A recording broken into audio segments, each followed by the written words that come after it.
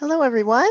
My name's Rosalie Melzer, and I would like to welcome you to SafetyDriven's webinar, Mental Health, A Man's Perspective.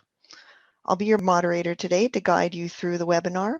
I'm as interested as you are in this increasingly relevant topic that is near to and dear to all of us here at SafetyDriven and how it connects to the transportation industry.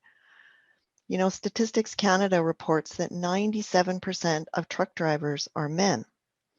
They also report that men make up 75% of the 4,000 completed suicides in Canada each year. And that just clenches my heart as I say that. Here's our agenda for the next hour. First, I'll quickly cover off some housekeeping. Then you'll learn a bit about SafetyDriven. And following that, you'll hear from two mental health advocates who will provide insights personally from the trucking industry and professionally from the medical community. First up is David Henry, who is a professional truck driver. He's going to tell us how he overcame his own bias against mental health issues and started to heal after being involved in a severe accident and resulting serious mental health challenges. Then Dr. John Ogrodnichuk, professor of psychiatry at UBC, specializing in men's mental health, will share the most current research and the supports available to everyone. And while the webinar suggests the content is focused on only men, the topics covered are relevant to us all and those that support the work directly in field. Finally, there will be a live question and answer session. You will have the ability to keep your questions anonymous if you wish, and I'll get to that in just a sec.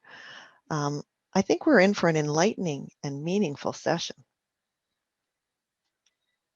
So it looks like everyone is tuned in okay, but if you are experiencing technical difficulties during the presentation, please contact events@safetydriven.ca, which we've written out here for you. And we do have people standing by to help right now. So if you have problems, you can reach out to them. We have muted your audio for the presentation and we have turned off your video. So don't be concerned if that isn't working. As many of you already have noticed in your chat box, we would love for you to share your experience on the webinar today. Please use SD Webinar and SD Mental Health. You'll find these hashtags at the bottom of the slides throughout the presentation as a reminder in case you're looking for them. Please tag us on social media using whatever preferred method you like, using one of the handles noted here. We really do want to hear from you and encourage you to ask questions and engage throughout the presentations. We have enabled the Q&A feature that you have access to on the bottom of your screen. Use this to pose questions to our speakers. We will answer your questions after we've heard from both speakers. Click on the anonymous icon if you wish to submit your question without your name. Then I won't call out your name when I'm asking it on your behalf to the speakers. And you will be able to see the questions being asked by other attendees in the Q&A section as well. And if you see a question that you really like and you want answered as well, click the thumbs up button to upvote, and this will push the most popular questions further up the list. And I've got a whole team of people behind me here watching the questions as they come in, and we're going to try and answer as many as we can. So just before we jump into the main event, here's a little bit about SafetyDriven. SafetyDriven Trucking Safety Council of BC is an industry-led organization dedicated to improving occupational health and safety in trucking and related industries such as transportation and supply chain logistics and waste management. Our main goal is to improve safety operations and reduce injury and fatality rates. We also have a key focus on expanding our outreach and engagement with all aspects of industry. One of the ways we look to do this is through events like this one, webinars and resources, intended to bring you valuable, relevant, timely information and tools that you can put into practice. Here at SafetyDriven, we're really proud of being approachable and our ability to make safety accessible. We strive to do this by offering a wide range of programs, services, and tools that are tailored to the needs of industry. Some of the key programs and services include a team of occupational health and safety professionals who will work with you every step of the way to help build and refine your safety program. An absolute truckload of resources that you can download for free at safetydriven.ca on a variety of topics for managers and supervisors, safety reps, workers, drivers, and owner-operators. We also have safety training and courses available. And as a certifying partner of WorkSafe BC's Certificate of Recognition Incentive Program, we do offer core for trucking and related industries. All right, let's get on to the main reason we are all here today. I would like to first introduce today David Henry, who is a professional truck driver and coming to us live from his rig en route from Oregon to Manitoba, where he lives. David describes himself as a sports enthusiast, husband, father, grandfather, and self-described man's man. David will speak to us firsthand how he personally overcame the all too common thinking and mantra that one should pull up their socks and get over it, and highlight the importance of accepting help. You may have heard him on his TED Talk, Surviving Brain Injury, or seen him on Bell's Let's Talk bio and video, David's Story. Just a quick reminder here, use the Q&A section at the bottom of your screen for your questions to David, and we will collect and answer them after both speakers have finished. So now would also be a great time to test your sharing and go social for us. And I'd invite David to turn on his video so he can say hello. Welcome, David. We're so great to have you here. I am going to turn things over to you now. Okay, thank you very much. I appreciate that introduction. I'm coming to you live today from Moosomin, Saskatchewan in my truck, as you can see. And just to further give you a bit of background, I was always an active kid. I was very much into sports. And one thing I loved playing in school was rugby. And I played that for a couple of years. In fact, I played every sport I could. I was a good runner. And one time in my last year of rugby, I got knocked out, and I asked my coach. I said, "What happened?" Because I really wanted to know. I'm a bit of a perfectionist with certain things, and so I asked him, what had happened, and he said, "Don't worry about it. You just got your bell rung. No big deal." This was in '85 or '86, somewhere around '85, I think, and that's what always went on in sports, and in some places today it still does. And I, as an athlete, all I knew how to do was to just push harder. I was just an average athlete, but by pushing hard, I became maybe average, maybe a little bit more, I don't know, but it was never the top notch, but I pushed hard. I learned how to practice. I learned how to go hard at things.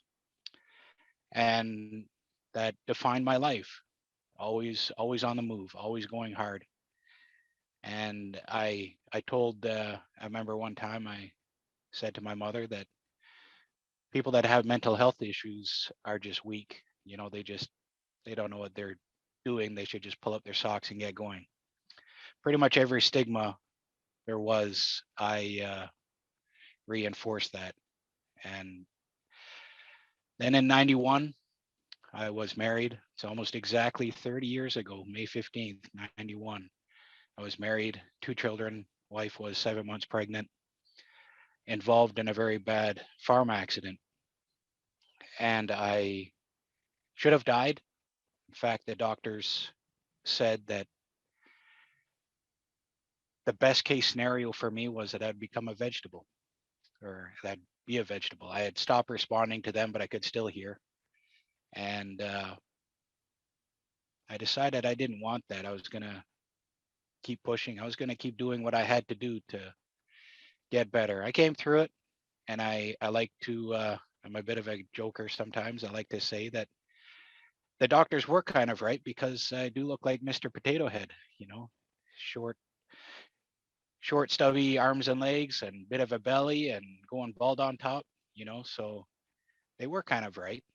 But anyway, through the 90s, all I knew to do was to keep pushing. And there was multiple surgeries on my face. You know, the doctor had told me afterwards that the damage could not be inflicted by a baseball bat. You know, the damage was so severe, it was like running face first into a brick wall at 90 miles an hour. And I can testify that that's not something you want to do. It doesn't feel good, and it's given me lifelong things to deal with since. But um, it's all been good. And throughout the 90s, I was just pushing hard. I was at a company where I was doing trucking and farming, and fortunately, my boss understood what I was dealing with, and he kept me in places where he could use my abilities without me having to interact as much with other people. And that was one problem. I used to say that I spoke the truth. If you can't handle it, that's your problem. Reality, I was just being a jerk.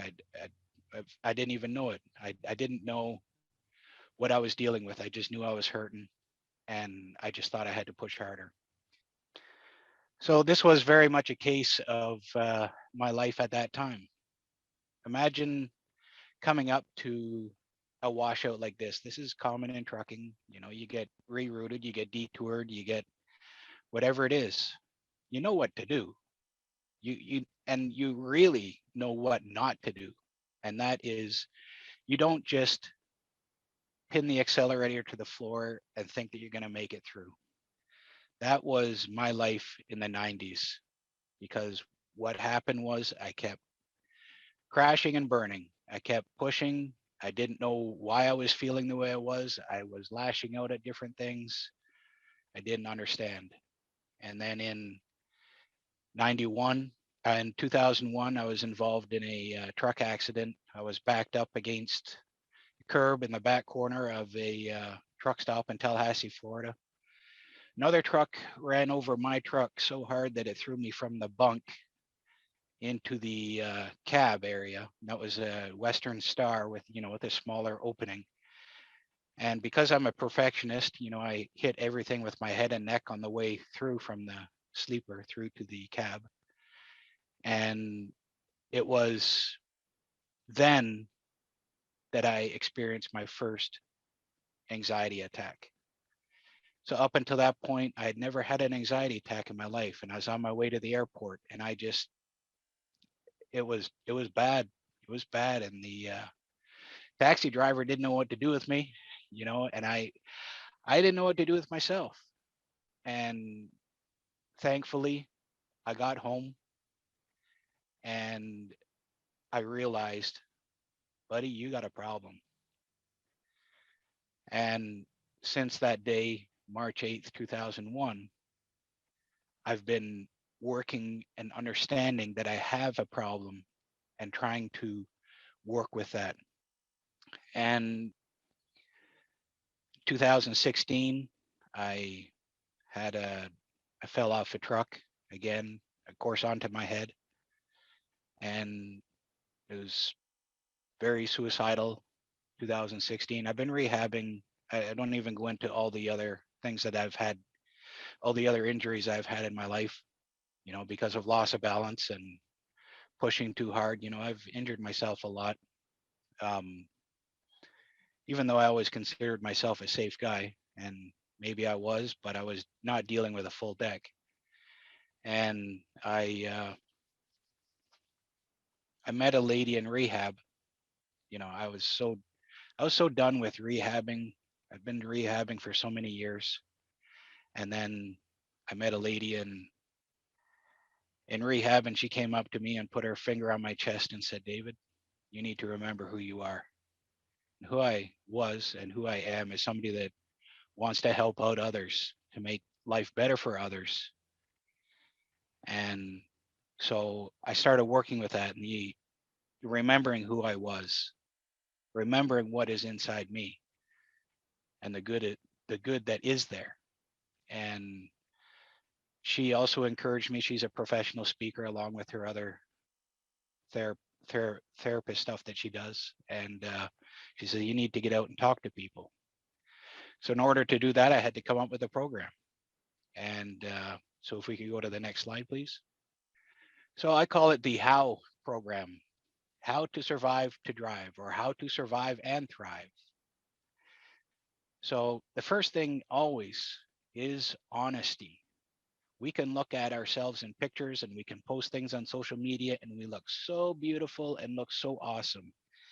So here I am with my daughter golfing and things look so great, you know. And but what's the reality?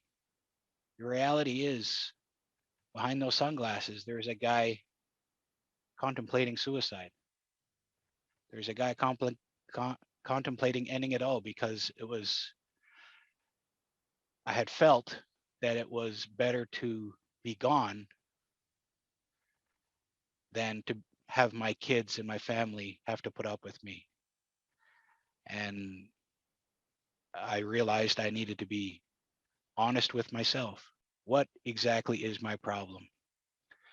And about the suicide part, I realized that my kids would rather have me as I am than visit a grave. They'd rather see me and put up with me than go and visit a grave. And that was a big turning point for me. So when we're honest and we get out and say, hey, you know what, I have some issues. What what's it going to be like? I mean, we think that it's going to be embarrassing. We think that we're going to lose friends, and that's true. It may be embarrassing to start with, but then you'll realize that the love that you get back is far more than what you expected. And people don't since I've come out and started talking about it, I've gotten a lot of support. Some friends I don't have anymore, and that's okay. Maybe they weren't really friends to start with. So that's always the beginning part. When I in the 90s, when I would be telling people the truth, you know, and giving my coworkers a hard time, I thought I was just being a perfectionist. Really, I just wasn't being honest with myself. I was really just kind of being a jerk. So now I know that I've been honest with myself. What's the next step? I need to learn about the issue. I need to absorb as much information as I can. And I have to remember that I'm looking at it from my perspective, not from somebody else's perspective. It doesn't matter what somebody else is going through. People will give us advice, people will talk to us. That's fine. Listen to it all, use what you can. And I here in this picture, there's a picture of my mom. This is recent, just a couple of weeks ago. I was working in my shop and she said, can I do something? Can I sweep the floor? You know, I started learning how to be a person through my mom. That's where we start learning is through our parents. And thankfully, I knew trials that my mom had been through. She raised 6 kids as a single parent, and it was tough. It was not easy, but no job has ever been too small. She's always been willing to help out and do whatever she can. And I'm thankful for that example that she has shown that to me. And so that's my advice here is learn as much as you can about the issue that you think you have or that you've been honest with yourself about. Learn, learn, learn. That's in whichever way you can get it, just absorb it in and then use whatever works for you. It won't be the same for everybody, but next slide, please. So now we've been honest with ourselves and we've researched and Now it's work time. And this is where a lot of people fall down, because it does get attention when you're being honest with yourself, when you're speaking openly about your problems. It does get attention when you're looking for answers and you're asking other people. Yeah, that gets you some attention. Getting down to work is work.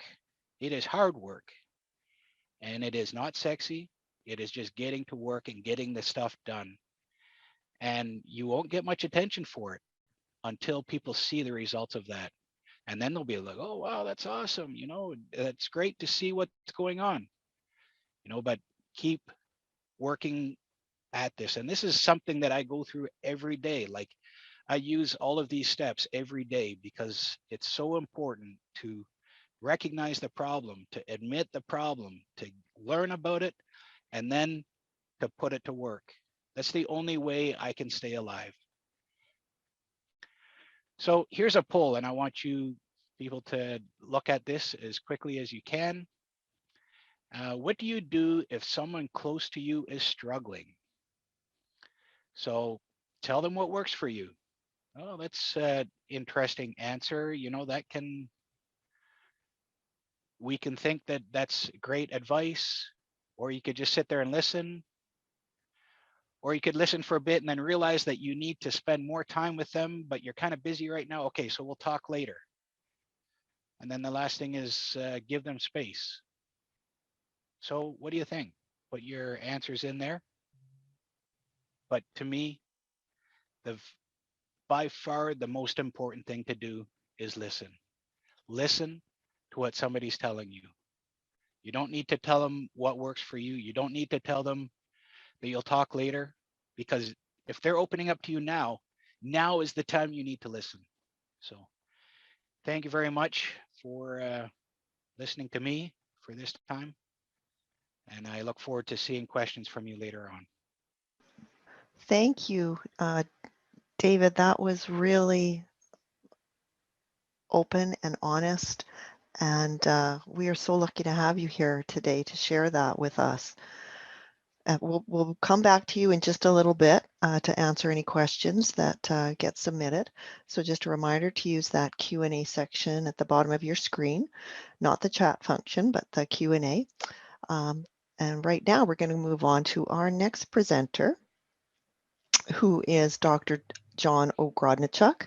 And John is a professor and director of UBC's psychotherapy program, where he oversees the operation of North America's second largest medically based psychotherapy training session or training program.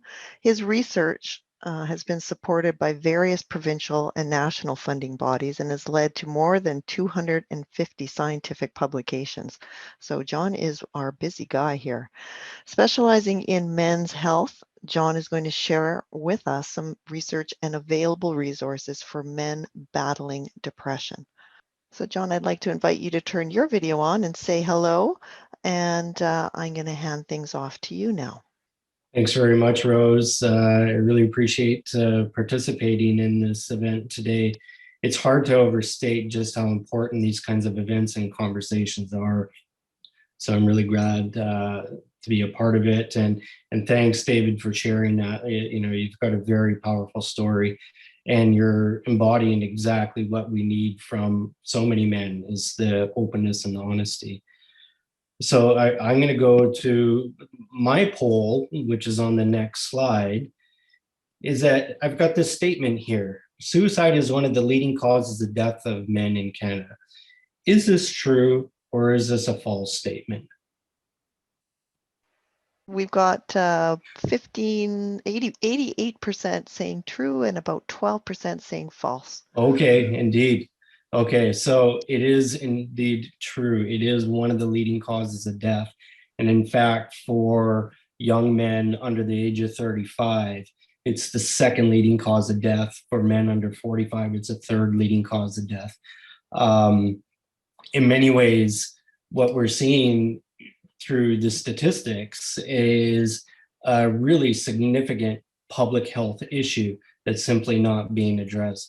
Mental health of men, and specifically suicide amongst men. Rose had mentioned that about 75% of suicide deaths each year in Canada are by men, and that's across the entire age spectrum. And it's not just a Canadian phenomenon. This is occurring around most parts of the globe. So this is a big issue. So if we go to the next slide. So we have to recognize that what we were doing wasn't doing its job well enough. Too many guys were still being left to go it on their own, battling depression and other mental health challenges, which is incredibly hard to do on your own. And for many of them, they unfortunately get to a place where they feel there is no escape from the pain that they're harboring inside and look to death as their only way out, and hence the high suicide rate. So we needed to do something different, knowing that from research that people, men and women the same, will often turn to the internet to try to figure out what's going on with them, try to identify some resources. We figured, well, let's meet men where they're at. Let's be in that e-health space that it's referred to, and provide something for guys. This is about men. This is for men, something that is speaking to them as men. And so we developed Heads Up Guys to address depression in men, knowing that untreated and poorly treated depression is one of the key risk factors for suicide. So if we can get men early, help them manage, recover from depression, live well, then we're mitigating the risk for suicide. Next slide, please. So one big section of the site is simply helping educate guys about what depression is. Going through the symptoms, we have a depression screening tool, speaking directly to the issue of suicide. As David talked about, thoughts of suicide, thoughts of taking one's own life to escape the pain is actually pretty common. But you can imagine when you're struggling with those thoughts inside your head, it's frightening as hell. And you feel very alone in that experience, because it's like, oh my God, I can't let anybody know what's going through my mind. This is something that I can't share, people won't understand, but it's actually pretty common. We go through risk factors, and then we've also developed a stress test to get a sense of what might be going on in a guy's life that could potentially be contributing to depression, but alternatively, also how might depression be impacting various aspects of their life. So if you go to the next slide, please. One of the things that we do is try to address a lot of myths or misperceptions about depression. And a lot of it has to do with confronting guys' sense of failure around the experience of depression, that, they failed in their character, they failed at being a real man, that, anybody with enough willpower ought to be able to snap out of it, or feeling down's not manly, which is a bunch of BS, really. Anybody can get depressed. It's a very common illness. It's a very serious illness. It's not a testament to the strength of your character. It's not a representation of how you may have failed somehow. That's just not the case. Next slide, please. So I mentioned a depression screening tool that we have, the self-check. So if we go to the next slide, we can actually see the items of this. This isn't how it appears on the website, but I just wanted to consolidate what it is. So these represent the diagnostic criteria for major depressive disorder. And so we walk guys through each of these items, each of these symptoms, and then provide them with a score. Depending on the score, they get different prompts or next steps. Now, it's important to point out some of the core symptoms that represent guys' experience of depression. And so I'll point out items 2, 4, and 6. These are some of the core items from our own research of more than 70,000 men filling out this depression screening tool that really sits at the foundation of their experience of depression, feeling down or hopeless about life, having absolutely no energy. It feels like many times I just can't even get out of bed or brush my teeth. And that sense of guilt or failure that you feel when you're depressed, that you've not only let yourself down, but you've let everyone else down around you. Again, something that David pointed to earlier. Next slide, please. So the take action, this is a real important part of the website where it's providing guys with the tools and resources to work on themselves, self-help strategies, but also strategies to start building a team around them. And I'll get to that point in a bit. So if we go to the next slide, oh, there we go. So if you click on practical tips, we go through the different areas of life that are significantly impacted by depression, and at the same time, focusing on developing sort of wellness patterns, if you will, within each of these life domains can help a person toward recovery. So for example, if we click on sleep, which shows up in the next slide, you'll see the different ways that depression can impact sleep. I can't fall asleep, or if I get to sleep, I keep waking up, or I literally can't get out of bed. Now, sleep is a huge issue when you're depressed, so we go through it very carefully. So for example, if you can't fall asleep, what are some things that you can do? Now, we've got some layered communication here. Like if you're really in a depressed state, can't concentrate, focus much, then we have, some pretty brief directions. Don't lie around falling to sleep. Or you can hit read more and see how this box expands. It'll take you through a little bit more elaborate description of what to do. So this is actually a big one. Don't take your worries to bed. I'm sure most, if not all of us, can think of times where we've taken our worries to bed, not necessarily, worries about being depressed, but just shit that's going on in life, in all honesty. And our minds are constantly running and we simply can't fall asleep. And it's as if we're going to solve all of our life problems if we just try to sort it out while we're laying quietly in bed, which is never the case.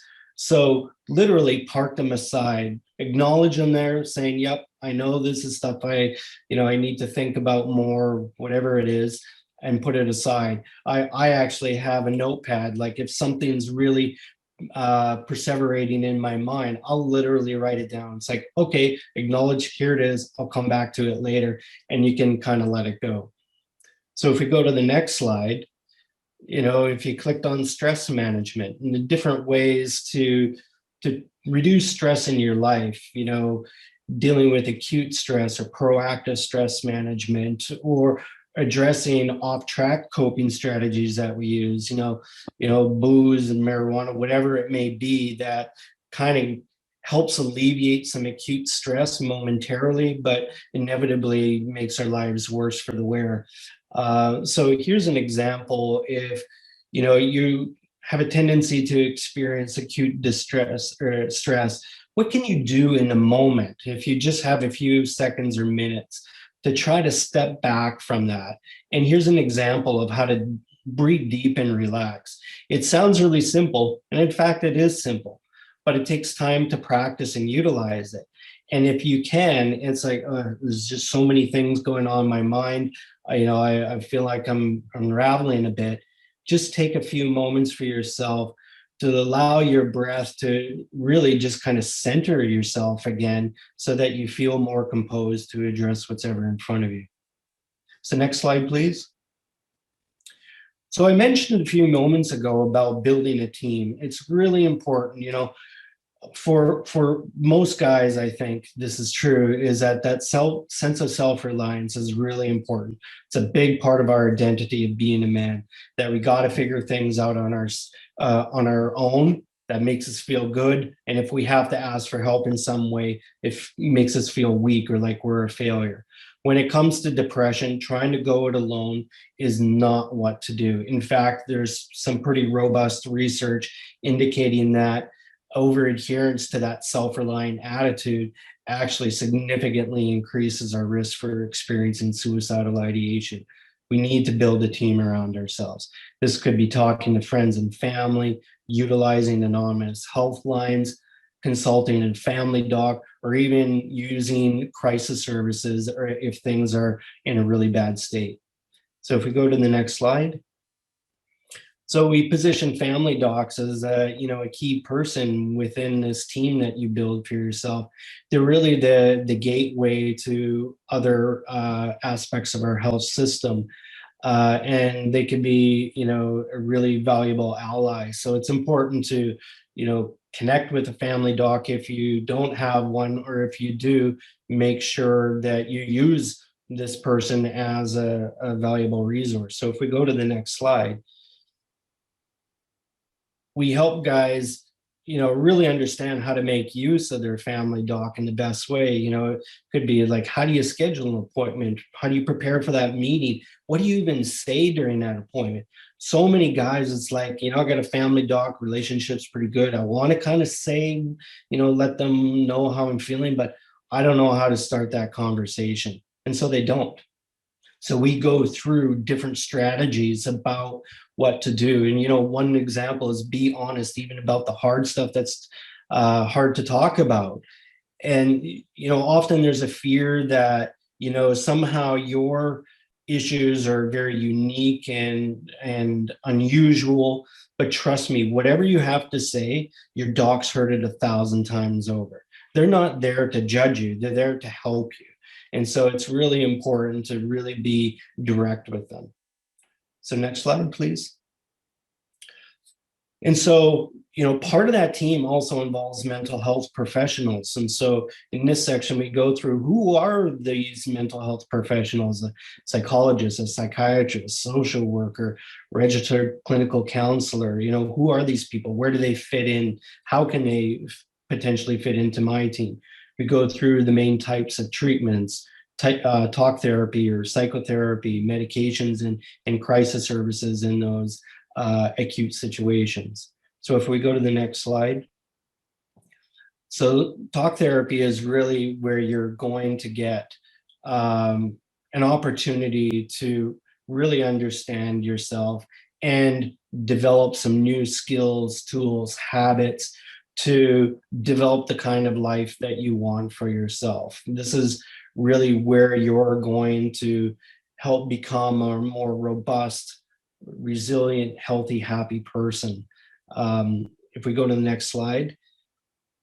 But there's a lot of misperceptions or even just a lack of information, period, about what a psychotherapy is. So we go through some of the common misperceptions that guys have, like, I can figure things out on my own.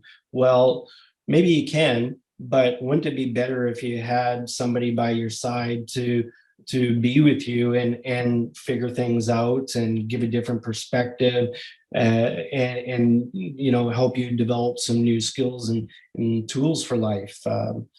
So that's important to address. So if we go to the next slide. We also say, educate guys about how therapy is even provided. It's not just one-on-one, though that's the most common. You can also be part of a group with many other people who are experiencing something similar. You can go with your partner to couples therapy, or even with your whole family unit. So next slide, please. This is just an example of a therapist directory that's going to be coming live soon, where if you come to the site and you want to connect with a helping professional, there's going to be a mechanism that's going to make that easier. So next slide, please. Here we have our You're Not Alone. It's titled that way because guys often feel alone in their experience, whether it's depression, anxiety, or whatever. But the reality is there's millions of men that are feeling exactly like them. And so that's why it's called that. And in this section, we have a wealth of information that's targeted around specific issues. Here's just a few examples of what you can find. There's much, much more. And these are really helpful. They're done from a professional perspective or from a lived experience perspective. So you're getting a lot of perspectives in there. Next slide, please. And the last section I want to point out is for friends and families of guys that may be struggling with depression, acknowledging their important role in the guy's pathway to recovery. And so you can see the different sections. How do I provide support to an important guy in my life? How do I help manage risk for suicide if that's an issue? And importantly, how to take care of yourself. So if we go to the next slide, so providing some guidance or advice around how you can be a support person, starting most basically, how do you have that initial conversation? If there's a man in your life that you're concerned about and you want to say something, but you don't know how, this is where we can help, make that conversation happen. It's not an easy one, but it could be like, for example, voice your observation. You say, Bob, you haven't seen your normal self. Is anything up? It could be as simple as that way. And so that's really important because that's an opening for the guy. They might not come back and tell you exactly what's wrong, but what you've done is you've cued them to the possibility of speaking with you at some point in the future. In a way, you've given them permission to say something. So next slide, please. Around warning signs for suicide, this is important. If you are really concerned about a guy and they're really not seeming themselves and you're a bit frightened for them, you think, well, I do wonder if they might be thinking about suicide. What are some of the things that I could potentially be looking out for that might cue me to that? And one of them, for example, talking about suicide or death, they may not be explicit about suicide itself using that word, but they may say things like, I think it'd just be better if I wasn't here. It'd be better off if I was just dead. I just wish I wasn't here anymore to deal with this stuff, that kind of stuff. Or isolating yourself from themselves from others. That's a real common strategy for guys when they're not feeling good about themselves in life. They'll tend to extract themselves from life and isolate. So those are things to look out for. Next slide, please.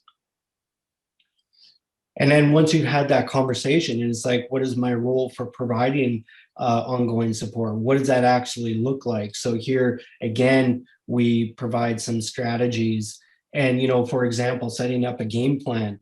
And so if you've had a conversation about suicide, it's out in the open, no need to tiptoe around it and say, look, Bob, I understand and I get it. I'm glad you shared that with me. What can we do together to make sure that we're reducing the risk for you acting on these thoughts if they come back and they really stick in your mind? And so literally having a game plan like that, so that in a way, in some way, it kind of neutralizes the impact of the thought. Because when we're harboring those thoughts inside of our head and not letting them out, not sharing them, they have more potency. And so once it's out, once we've talked about it, once we feel like somebody understands, it reduces that potency. So next slide, please. And the last part here is taking care of yourself. In order to be a good support person, you've got to be in good health yourself, be in a good state. And it's also important to know what your role is and is not as a support person. You're not their doctor or therapist. You're just somebody important in their life that's doing what you can to be by their side to help them on the road to recovery. And so there's boundaries, limits to what you can and can't do. And so it's important to be aware of those. And if in your supportive role, you feel it's overwhelming you, it's important to be able to step back and talk to the person, and not in a way that, it's like I'm abandoning you, or they feel like it. It's like, this is a lot for me, and here's what I can do, and here's what I'm not able to do. But I'm still here for you in a way, as somebody that really understands what you're going through and wants to help. So next slide, please. So I'll just finish here. I believe this is my last slide, just to give you a sense. It's important to understand whether or not people are engaging, and in a way, it's a testament to discerning whether we're on the right track or not. 5.5 years ago, we launched this, and thus far we've had more than 2 million people come to the site from all over the world, not just BC or Canada, got more than 60,000 people a month and reaching more than 20 million through our various social media platforms, which is just enormous. And fortunately, we've been able to be featured in a number of media and a lot of different organizations using us as a formal resource for their employees or members. So it's really gotten a lot of traction. So in a way, you can feel like this is a trustworthy, reliable resource that you can come to and use. And it's free, by the way. I don't think I mentioned that. So I'll end there. I know we want to leave some time for some Q&A. Thanks so much, John. That was very insightful, and what an amazing collection of resources. Thank you for sharing. Oh, you're welcome. I'm going to get David back on here again. David, if you'd like to have your video back on, I'm going to get some questions here that have been rolling in throughout the presentations. Just a quick reminder here, if you'd like to submit a question, use that Q&A section, and you can submit it anonymously by clicking on the little anonymous icon. And let's see what we have here. The first question I have is from the team here at SafetyDriven, and I'm going to ask it to David first, and then possibly John can follow up with that. So here it is.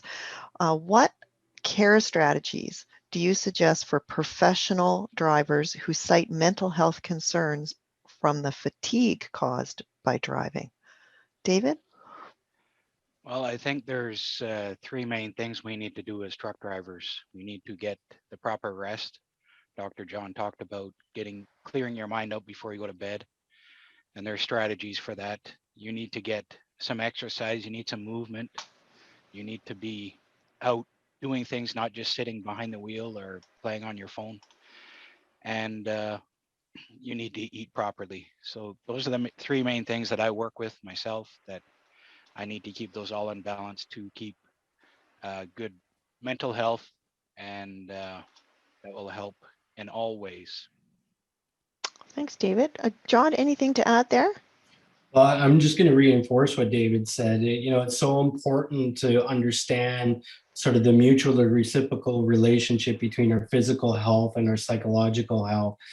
Each will impact the other. And so like what David's saying is like, we take care of our physical health, say with diet and physical activity, that's going to improve our mental health, and that will allow us to be more on top of our physical health. And so, diet can have a massive effect on our sense of fatigue and our quality of sleep. So, it's looking at that when we exercise or just be physically active. I think that's the more appropriate word.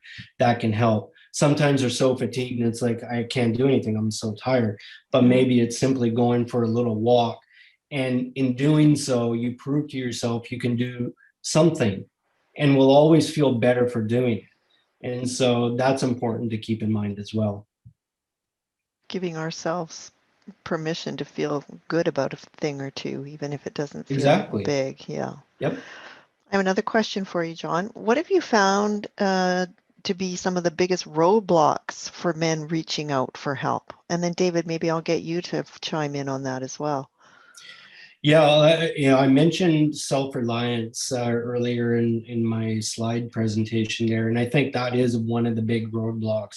Guys feeling that they must, figure things out on their own, that they can't reach out for help or shouldn't reach out for help, because what that might communicate about them as a man or even a person, that, somehow they have a flawed or weak character that led to them being depressed, and they'll feel shame about it. I think that's a really, really big one that gets in the way. The reality is that we can't do it on our own. We shouldn't. Depression is a big beast to handle. We do need that team around us. And so it's so important to reach out. And I think David talked about that in his presentation. Reaching out, we're so afraid of how people are going to respond, but overwhelmingly, we're going to get a positive response from them, and we're going to feel so much stronger because of that. David, any follow-up there? Yeah, to me, it's a lot to do with pride. I think I'm the man. Like Dr. John has explained very well. I think I can do everything. I think that if I can't do everything or admit to something, that I'm weak, that I'm not as good, that my problems are, I'm the only one in history that's ever had this problem. I mean, that's a pretty proud thought, you know, like, really? Like Dr. John said, your doctor's probably heard it 1,000 times, you know. So admit the problem and you'll find the amount of help you get back is just unbelievable. Here's another question for you, David. How do you break through that stigma of being the man's man and have men open up about their mental health? Is there something that the company can do other than offering EAP programs? Personally, is there anything families can do to help these guys open up to them? What I find working the most is to just show examples of people speaking up.